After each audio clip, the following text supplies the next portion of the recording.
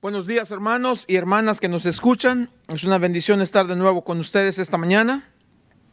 Continuamos en nuestro estudio a través del libro de Gálatas. Vamos a estar en el capítulo 3, comenzando en los versos 10 al 14. Y nuestro estudio para esta mañana sería Cristo, nuestra justificación. Vamos a hablar, continuamos como les decía hace un par de semanas, hablando de justificación por fe en los capítulos 3 y 4 del libro de Gálatas, cuando Pablo entra en la parte teológica de la carta. Entonces, hoy vamos a estar ahí en estos versos. La semana pasada nos tomamos un breve paréntesis para compartir con ustedes ese estudio que quería compartir, porque en verdad que creí que era oportuno y que era tal vez necesario hablar de lo que había sucedido en el estado de Texas en cuanto a esa masacre de esos niños. Pero hoy regresamos a nuestro estudio aquí y en verdad estamos pasando un buen tiempo, no sé ustedes tal vez, pero yo sí tengo este gozo de estar en el libro de Gálatas porque hemos estado hablando de varios temas que son de lo más importante para nosotros como cristianos, como creyentes, porque hay mucha confusión en la iglesia, independientemente de la iglesia o de la denominación a la que pertenecemos. Nosotros no pertenecemos a ninguna, pero puede darse el caso que ustedes han estado en alguna iglesia que es que pertenece a una denominación. Independientemente de eso, el tema es importante de por sí, y es de estar seguros que nuestra justificación es por fe en Cristo Jesús y nada más. Y si nuestra justificación es por fe, también nuestra santificación es por fe, es por el Espíritu que está en nosotros. Hablábamos hace unas semanas atrás. Justificación significa que nosotros estamos en Cristo. Eso nos decía capítulo 2, verso 20. Con Cristo estoy juntamente crucificado, ya no vivo yo, mas Cristo vive en mí. Ahora nosotros estamos en Cristo, dice, y la vida que ahora vivo, la vivo por fe en el Hijo de Dios que me amó y se dio a sí mismo por mí. Entonces estamos en Cristo, eso es justificación. Y luego Cristo está en nosotros, eso es santificación y la obra de su Espíritu en nosotros. Pero esta mañana volvemos, como les dije anteriormente, al capítulo 3 y vamos a estar en los versos 10 al verso 14. Voy a leer el verso 6 solamente para que tomemos el contexto de lo que hemos estado hablando en estos días. Y luego, después de leer los versos, oramos para que Dios nos dé sabiduría.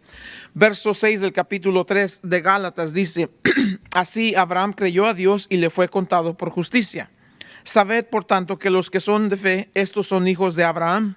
Y la Escritura, previendo que Dios había de justificar por la fe a los gentiles, dio de antemano la buena nueva a Abraham, diciendo: en ti serán benditas todas las naciones. De modo que los de la fe son bendecidos con el creyente Abraham, porque todos los que dependen de las obras de la ley están bajo maldición. Pues escrito está: maldito todo aquel que no permaneciere en todas las cosas escritas en el libro de la ley para hacerlas. Y que por la ley ninguno se justifica para con Dios es evidente, porque el justo por la fe vivirá. Y la ley no es de fe, sino que dice: el que hiciere estas cosas vivirá por ellas. Cristo nos redimió de la maldición de la ley, hecho por nosotros maldición. Y luego en paréntesis, porque está escrito: maldito todo aquel que es colgado en un madero, para que en Cristo Jesús la bendición de Abraham alcanzase a los gentiles, a fin de que por la fe recibiésemos la promesa del Espíritu. Padre, en el nombre de Jesús, Señor, te damos gracias esta mañana que podemos congregarnos, Señor, en tu nombre y en tu presencia, para escuchar de ti, Señor, para escuchar de tu palabra, lo que tú quieres enseñarnos, Señor. Pedimos que abras nuestros oídos y nuestro corazón a tu verdad y que tú nos enseñes a vivir de manera que en nuestra relación contigo tengamos clarito: hemos sido justificados por la fe en Cristo Jesús, punto, nada más. Lo que hacemos no lo hacemos para ganarnos tu favor, lo hacemos por el amor primero que tú nos tuviste. Te amamos porque tú nos amaste primero, y esa es la verdad. Te damos gracias por tu palabra y te pedimos que nos enseñes pues en esta mañana, en el nombre de Cristo Jesús. Amén. Entonces, estamos estudiando este asunto de la justificación por fe y podíamos llegar a un caso en donde dijéramos: bueno, entonces, a ver, ya estudiamos que Abraham creyó a Dios y esa fe le fue contada por justicia. Ok, si Abraham creyó a Dios, y se acuerdan hace unas semanas atrás hablamos acerca de Abraham creyó a Dios, dice en Génesis capítulo 15, verso 6, y Abraham creyó a Dios y su fe le fue contada por justicia. Ok, si Abraham creyó a Dios y fue justificado por su fe, número 1, antes de ser circuncidado, y número 2, cuando todavía ni siquiera se había dado la ley. Si ese es el caso y la justificación es por fe y estamos claros, justificados somos por la fe solamente, ok. Pero si ese es el caso, entonces, ¿por qué Dios tuvo que darnos la ley? ¿Cuál era la necesidad de tener una ley si la ley no nos justifica? La ley fue dada después de que Abraham fue justificado por fe. ¿Para qué necesitamos la ley? Y eso es lo que vamos a estudiar en estos próximos versículos que tenemos al final del capítulo. Desde el capítulo 3, verso 10 hasta el verso 25, vamos a ver estos temas que son de lo más importante de recordar. Y estos temas van a incluir 4 puntos principales. Número 1, en los versos 10 al 12 vamos a ver que la ley no justifica a nadie. Es el primer punto que vamos a ver. Segundo, en los versos 13 al 14 vamos a ver que Cristo nos redimió de la maldición de la ley. Tercero, vamos a ver que la ley no nulificó el principio de fe. Y cuarto, vamos a ver que el propósito último de la ley, el supremo propósito, era para llevarnos a Cristo. 4 puntos principales, y como les dije, comenzamos a ver esos en el verso 10 y hasta el verso 25. Hoy, obviamente, solamente vamos a tocar 2 de estos puntos, porque no nos alcanzaría. Tal vez nada más vamos a ver versos 10 al 14, si es que los podemos terminar. Entonces, ¿qué hacemos? Bueno, esta mañana, como les leí anteriormente, vamos a concentrarnos en este punto. Cristo Jesús es nuestra justificación. Entonces, partiendo de eso, vamos a ver lo que Pablo tiene que decir en el verso 10. Dice, porque todos los que dependen de las obras de la ley están bajo maldición. Ok, hasta ahí solamente. ¿En qué sentido?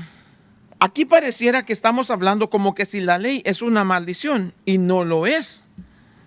¿Por qué no? Porque no era el propósito de Dios. Dios le dio la ley al pueblo de Israel después de una serie de eventos importantes que tenemos que entender. Dios primero llamó a Abraham cuando él vivía en un lugar de idolatría, en Ur de los Caldeos. Idólatra, pagano, gentil. Lo llamó de ahí y Abraham salió de ahí, caminó con Dios, y mientras iba caminando con Dios iba edificando altares, iba clamando a Dios, iba conociendo a Dios, iba relacionándose con Dios.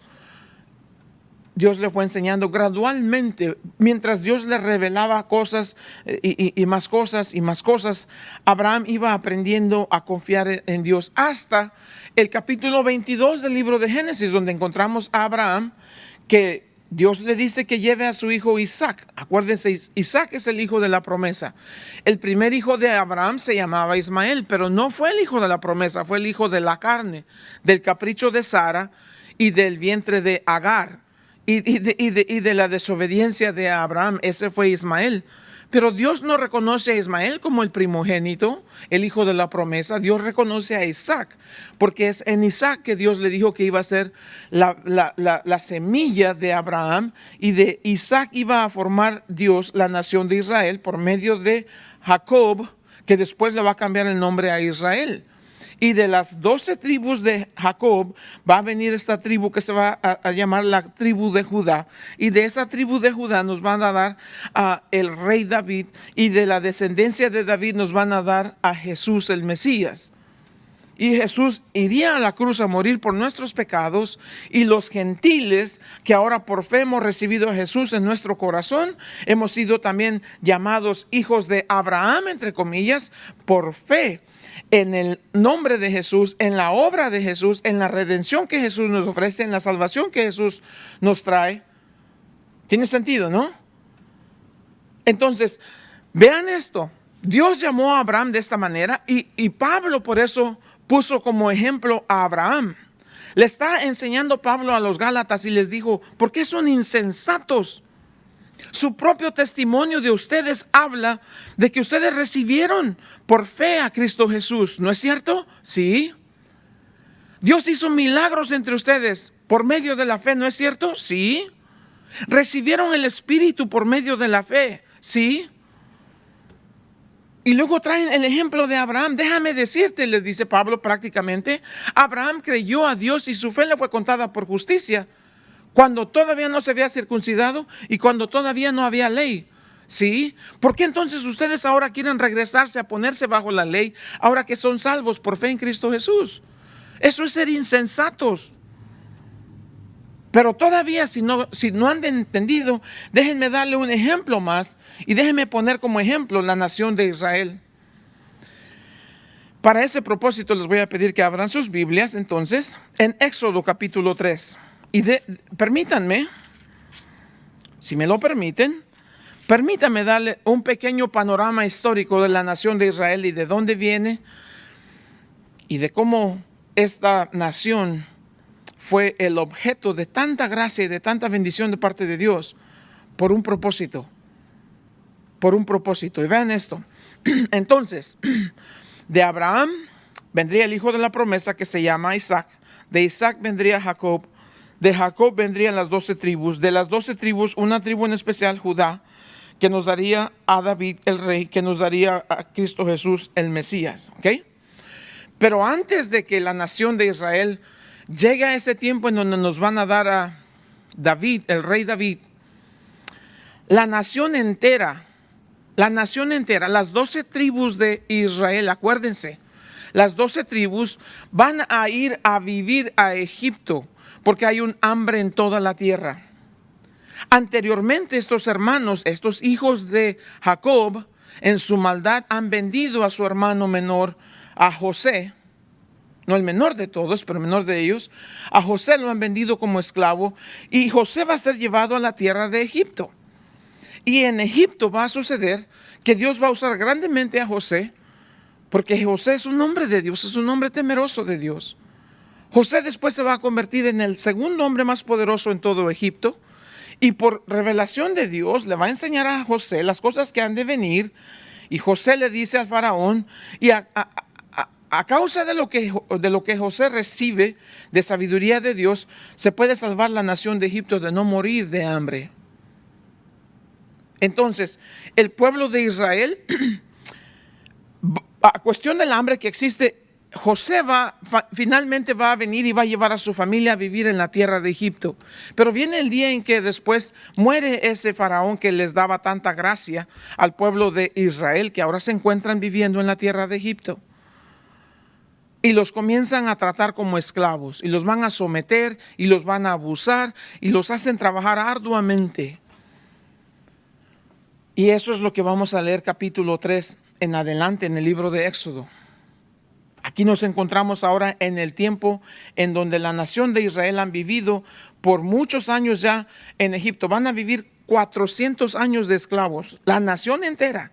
400 años de esclavos en la tierra de Egipto. Egipto, que era una nación politeísta, quiere decir que adoraban a muchos dioses. Ahí todo era Dios. El sol era Dios, el río Nilo era Dios, las estrellas, todo era Dios. Faraón era Dios.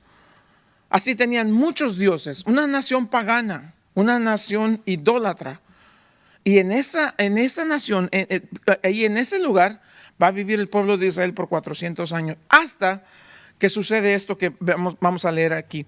Éxodo capítulo 3 dice: apacentando Moisés las ovejas de Jetro su suegro, sacerdote de Madián, llevó las ovejas a través del desierto y llegó hasta Horeb, monte de Dios.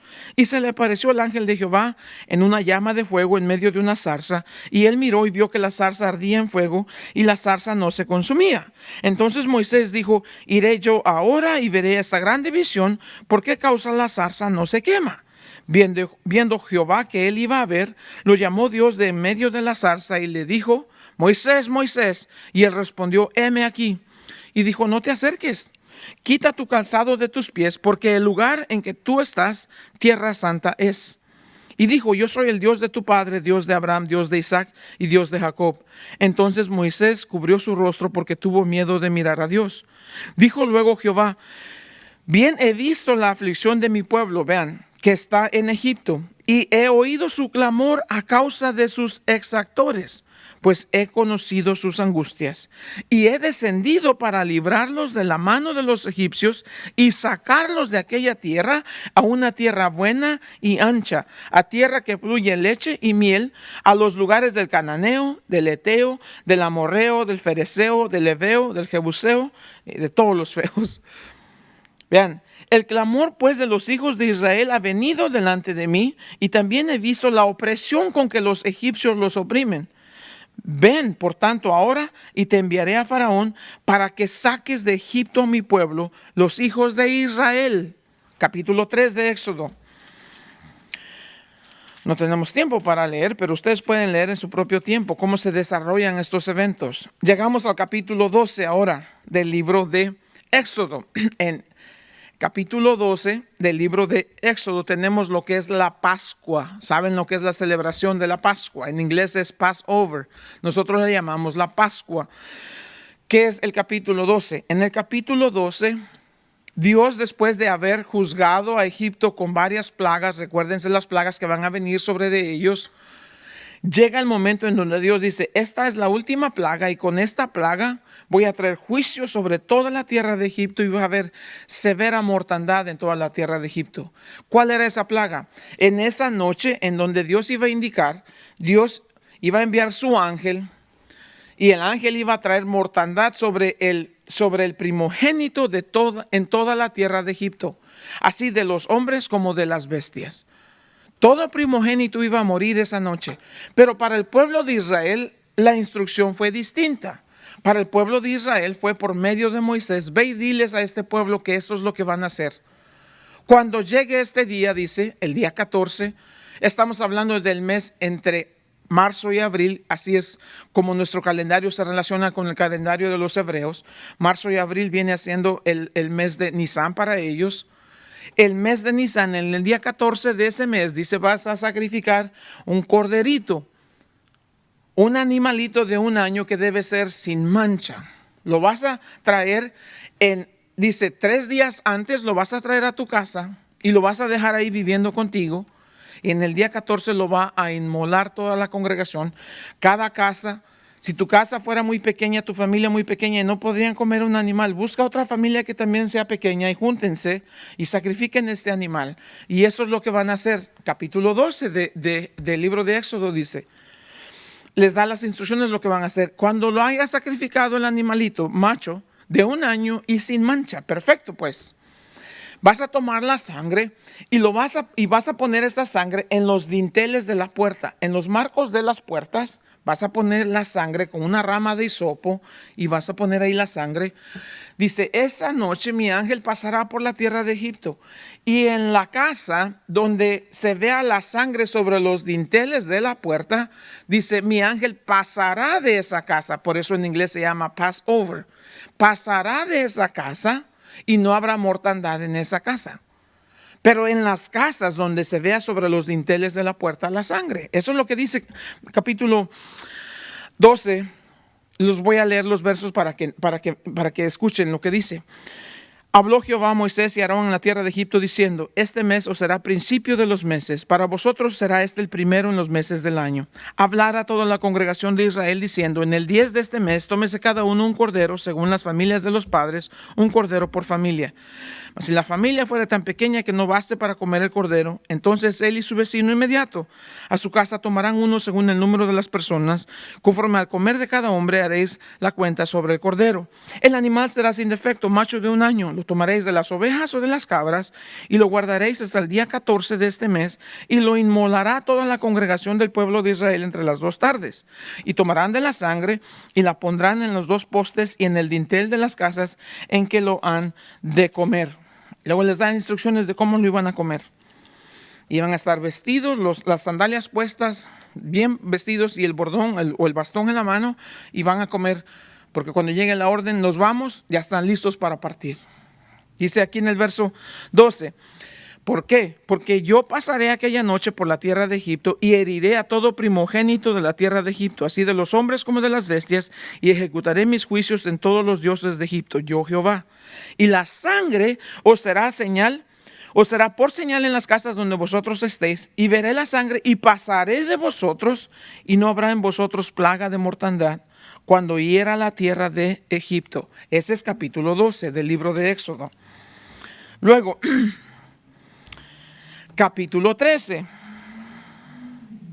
verso 3. Y Moisés dijo al pueblo: tened memoria de este día en el cual habéis salido de Egipto, de la casa de servidumbre, pues Jehová os ha sacado de aquí con mano fuerte. Eso es lo que sucedió ese día. Salieron, ya que salieron, capítulo 14 ahora del libro de Éxodo. Ahí va el pueblo de Israel, miles y miles, dicen que millones tal vez, no sabemos exactamente, pero van toda esta cantidad de personas, llegan a la orilla del mar, y cuando llegan a la orilla del Mar Rojo, ven que detrás de ellos viene el ejército de Faraón. Frente a ellos el Mar Rojo, atrás el ejército de Faraón, y comienzan a, ay, ¿por qué nos trajiste aquí? Vamos a morir aquí, y todo esto. Moisés le dice en el verso 13 del capítulo 14, no tengan miedo, estén firmes y vean la salvación que Jehová hará hoy con vosotros, porque los egipcios que hoy habéis visto, nunca más para siempre los veréis.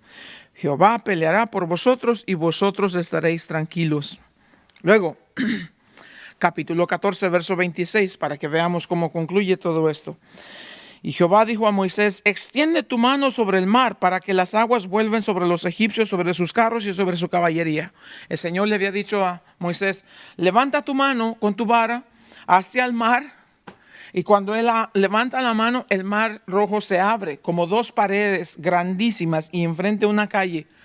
Y el pueblo de Israel van a pasar por esa calle y van a caminar como por tierra seca. Vean ese milagro. Y ahí va el pueblo de Israel, todos los miles y miles de personas pasando a través de esta abertura que el Señor ha hecho en el Mar Rojo. Las aguas en un lado, en ambos lados, y ellos en medio, caminando. Enorme, maravilloso ese milagro. Ya que pasan ahí, Jehová le dice aquí: extiende ahora tu mano sobre el mar, ya que pasaron para el otro lado, para que las aguas vuelvan sobre los egipcios. Ya pasó el pueblo de Israel, ahora vienen los egipcios atrás con todo su ejército y sus carretas y todo, y también entran en esa avenida. Ya el pueblo de Israel está del otro lado. Moisés también levanta su mano, las aguas se vuelven a cerrar sobre el ejército de Faraón. Y vean, entonces Moisés extendió su mano sobre el mar, y cuando amanecía el mar se volvió en toda su fuerza, y los egipcios al huir se encontraban en el mar, y Jehová derribó a los egipcios en medio del mar, y volvieron las aguas y cubrieron los carros y la caballería y todo el ejército de Faraón que había entrado tras ellos en el mar. No quedó de ellos ni uno. Y los hijos de Israel fueron por en medio del mar, en seco, teniendo las aguas por muro a su derecha y a su izquierda. Así salvó Jehová aquel día a Israel de mano de los egipcios. Es lo que Moisés les dijo: verán la salvación. Así salvó Jehová aquel día de mano de los egipcios. E Israel vio a los egipcios muertos a la orilla del mar. Y vio Israel aquel grande hecho que Jehová ejecutó contra los egipcios. Número 1, y el pueblo temió a Jehová. Y número 2, creyeron a Jehová y a Moisés su siervo. Entonces ya están del otro lado, y esta canción cantaron en adoración al Dios que los había salvado. Dice: entonces cantó Moisés y los hijos de Israel, capítulo 15, este cántico a Jehová, y dijeron: cantaré yo a Jehová porque se ha magnificado grandemente, ha echado en el mar al caballo y al jinete. Jehová es mi fortaleza y mi cántico, y ha sido mi salvación. Este es mi Dios y lo alabaré, Dios de mi Padre, y lo enalteceré. Verso 13. Condujiste en tu misericordia a este pueblo que redimiste. Esa es la clave de todo esto que estamos leyendo, esa palabra. A este pueblo que redimiste. Lo llevaste con tu poder a tu santa morada, Lo oirán los pueblos y temblarán. Se apoderará dolor de la tierra de los filisteos. Entonces los caudillos de Edom se turbarán, a los valientes de Moab les sobrecogerá temblor, se acobardarán todos los moradores de Canaán, caiga sobre ellos temblor y espanto, a la grandeza de tu brazo enmudezcan como una piedra, hasta que haya pasado tu pueblo, oh Jehová, hasta que haya pasado este pueblo que tú rescataste. La palabra es este pueblo que tú compraste. La palabra redimir es eso, comprar. Ahora les digo un poquito más acerca de esa palabra, pero ese es el punto. Regreso. Tomen un respiro y escuchen. Pablo le está diciendo a los Gálatas, insensatos, insensatos. Jesús fue crucificado y ya se les predicó a ustedes el evangelio y creyeron en Jesús crucificado y resucitado. Y recibieron el Espíritu, y Dios ha hecho milagros entre ustedes, y todavía insensatamente se olvidan y se están volviendo a las obras de la ley. Y mencionan a Abraham como su padre. Pues déjenme decirle, Abraham fue justificado sin circuncisión y sin la ley. No pongan a Abraham como ejemplo, porque Abraham no sirve como ejemplo para ustedes, sirve como ejemplo de justificación por fe solamente. Tercero, el pueblo de Israel, a quien le fue dada la ley. Entiendan esto, por favor. La ley de Moisés no fue dada a ninguna otra nación bajo la tierra. Salmo 147, versos 19 y 20, así lo dice clarito. La ley de Moisés fue dada al pueblo de Israel y única y exclusivamente al pueblo de Israel, a ninguna otra nación. Por lo tanto, ningún gentil puede decir que estamos bajo la obligación de observar la ley.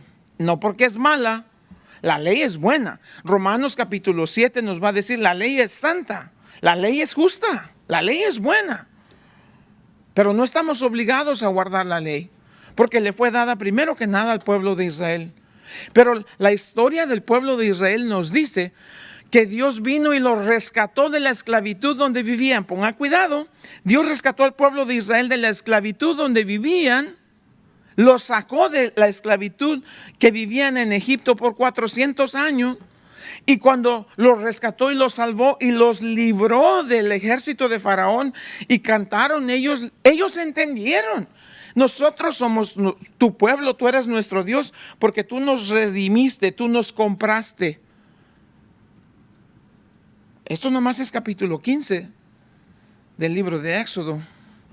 Ustedes que son estudiosos de la Biblia, ¿en qué capítulo de Éxodo les fue dada la ley al pueblo de Israel?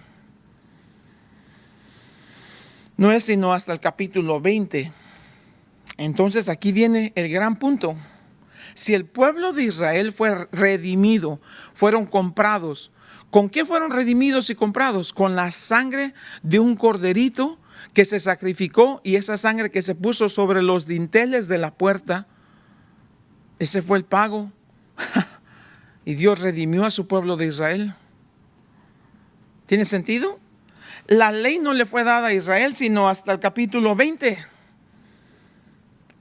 ¿Qué relación entonces tiene la ley? ¿Para qué le fue dada la ley a Israel? Si Israel ya era un pueblo que vivía por fe porque creyeron a Dios y un pueblo que había sido redimido, comprado por precio de sangre, ¿para qué le fue dada la ley?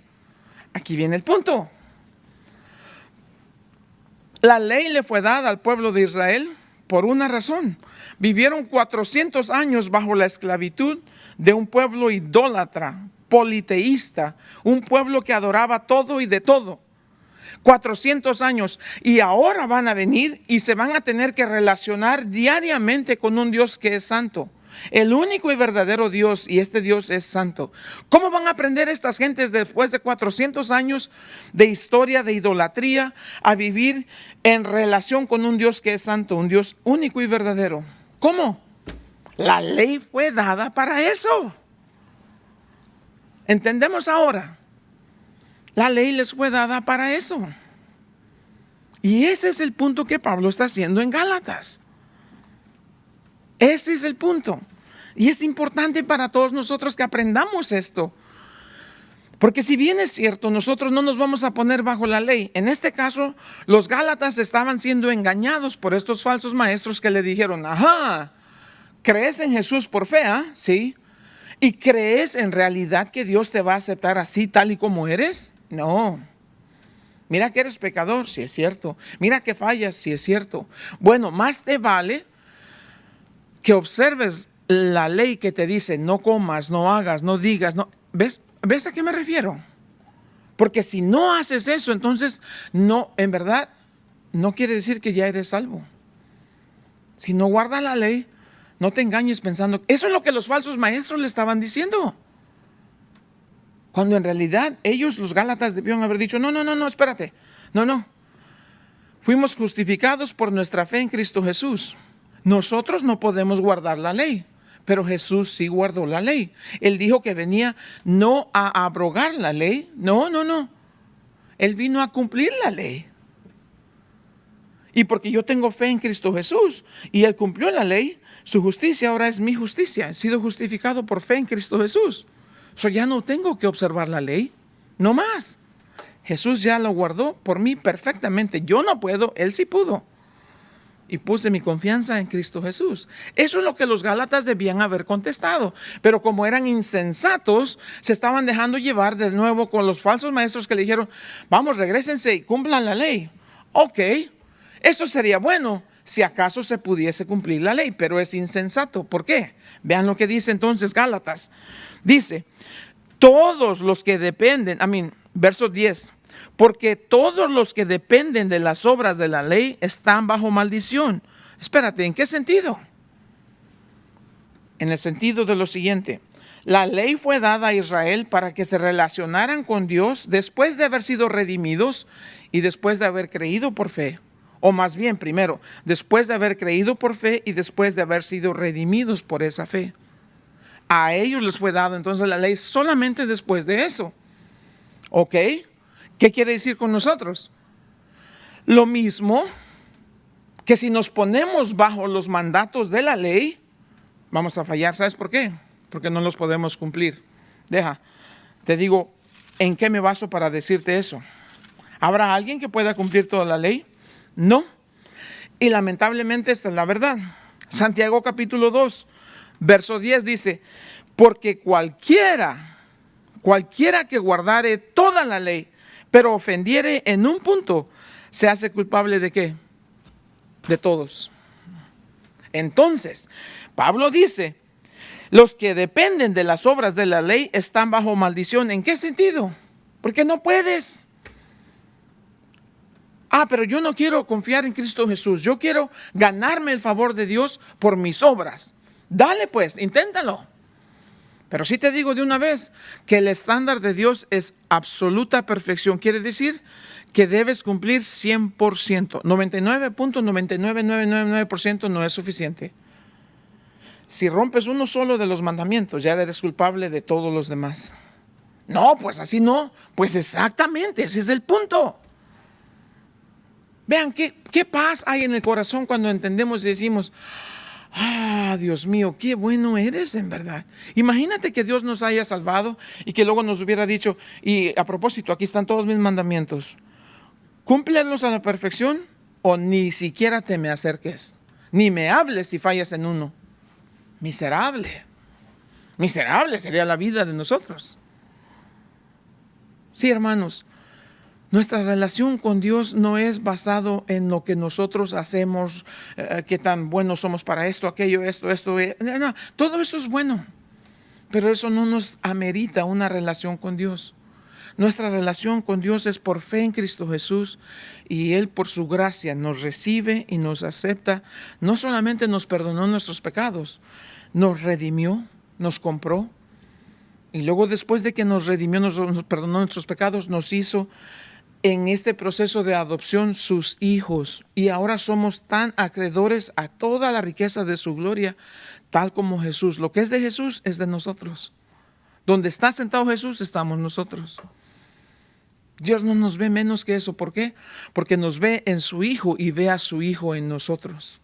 Nos ve en su Hijo justificación y ve a su Hijo en nosotros santificación.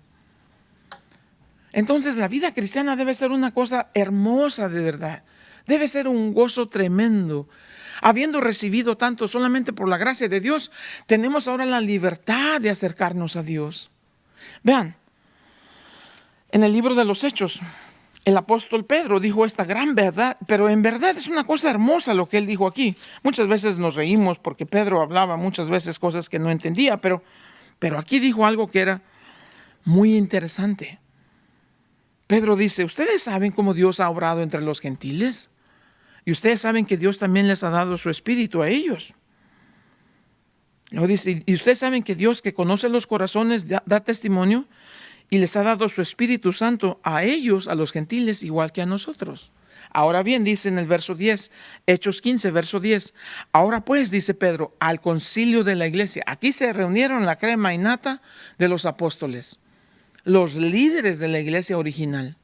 Esos sí eran líderes, esos sí eran apóstoles de verdad, no como estos fanfarrones que andan por ahí, no hay tal cosa. Estos eran apóstoles, estos sí eran líderes. Se reunieron y dijeron, bueno hermanos, entonces, ¿qué vamos a hacer? Porque originalmente pensábamos que este asunto era solamente para los judíos, pero ya vemos que Dios está obrando en los gentiles y es evidente porque también ha derramado su espíritu, no podemos negar. Pedro dice esto. ¿Por qué pues tentamos a Dios poniendo sobre el cuello de los discípulos un yugo que ni nuestros padres ni nosotros hemos podido llevar? ¿Cuál era ese yugo? El de tratar de cumplir la ley, perdón. Sí, a estas alturas que Pedro dice estas cosas, las 10 tribus que componían el reino del norte en Israel, ustedes saben la historia, para el año 700 y algo por ahí, antes de Cristo, estas 10 tribus fueron esparcidas por completo por los asirios que vinieron y las destruyeron y luego trajeron a los de Samaria a casarlos con ellos y ellos hicieron todo un enredijo ahí que parece ser como si las dos, no están perdidas las 10 tribus, Dios sabe exactamente dónde están y quiénes son. Pero prácticamente el reino del norte desapareció. Quedó solamente el reino del sur, la tribu de Judá y la tribu de Benjamín. 2 tribus nada más de las 12 originales. Pero estas 2 tribus, Judá y Benjamín, también fueron llevados en el año 650 y algo en cautiverio a Babilonia por el rey Nabucodonosor. ¿Por qué? Por su desobediencia. Las 10 tribus del norte, adiós, esparcidos para siempre por todos lugares. Dios sabe dónde los va a recoger. Las 2 tribus del sur, 70 años en Babilonia. Y a ellos sí, Dios los trajo de regreso a la tierra de Israel. ¿Entendemos esto? Por eso Pedro está diciendo, nuestros padres no pudieron cumplir esto. Es cierto, la historia sabemos que es así. ¿Por qué ahora nosotros tratamos de hacer lo mismo? No, vean lo que dice después en el verso 11. Antes creemos que por la gracia del Señor Jesús seremos ¿qué? Salvos. Por eso nuestro estudio, justificados por Cristo Jesús. O Cristo Jesús nuestra justificación. Por la gracia del Señor Jesús seremos salvos, de igual modo que ellos. Eso fue la conclusión a la que llegó Pedro y a la conclusión que llegó la iglesia. Y dijeron, estamos de acuerdo con esto. Entonces Pablo, de regreso a Gálatas para ya ir cerrando, porque nos quedan como 4 minutos. ¿Ve lo que dice aquí? Verso 10. Si quieres depender de la ley, te pones bajo maldición. Entonces, ¿quiere decir que la ley es maldición? Absolutamente que no. La ley es santa, la ley es buena, la ley es justa. Pero si crees que por la ley y por observar la ley, por guardar la ley, te vas a ganar la gracia de Dios, entonces tú te pones bajo maldición. ¿Por qué?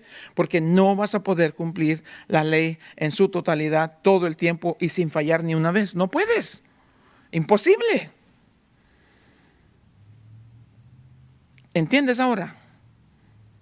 Tu relación con Dios depende no en guardar la ley, tu relación con Dios depende de tu fe puesta en Cristo Jesús, quien sí cumplió la ley a su perfección en su totalidad. Y ahora su justicia, porque Él es 100% justo, su justicia ha sido depositada a tu cuenta y Dios te ve como justificado. Eso es lo que Pablo está diciendo aquí. Todos los que dependen de las obras de la ley están bajo maldición. Pues escrito está: maldito todo aquel que no permaneciere en todas las cosas escritas en el libro de la ley para hacerlas. Eso está en Deuteronomio capítulo 27, verso 26.